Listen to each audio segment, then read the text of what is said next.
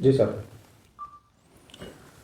ગત તારીખ 16/5/2025ના રોજ માંડવી પોલીસ સ્ટેશનની અંદર BNS કલમ 6935/3 મુજબનો ગુનો દાખલ કરવામાં આવેલો।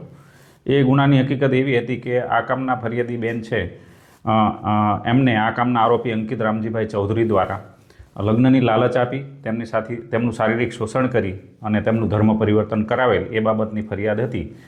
એ અંગે પ્રથમ BNSની કલમ તળે ગુનો દાખલ કરવામાં આવ્યો અને ત્યારબાદ ધર્મ પરિવર્તન અંગેની હકીકતમાં તથ્ય જણાતા ગુજરાત ધર્મ સ્વાતંત્ર્ય અધિનિયમ 2003 તથા સુધારા અધિનિયમ 2021ની કલમોનો ઉમેરો કરેલો અને તપાસ કરવામાં આવેલી।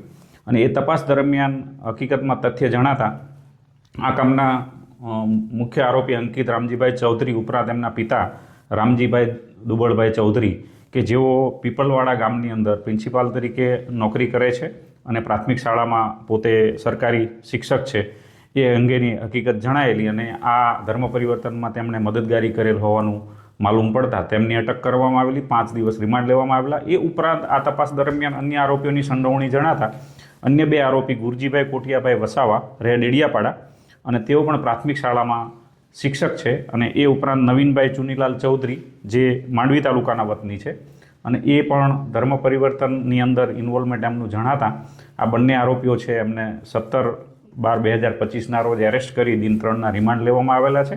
હાલ આ બંને આરોપીઓ પોલીસ કસ્ટડીમાં છે અને એમની વિગતવારની પૂછપરછ ચાલુ છે।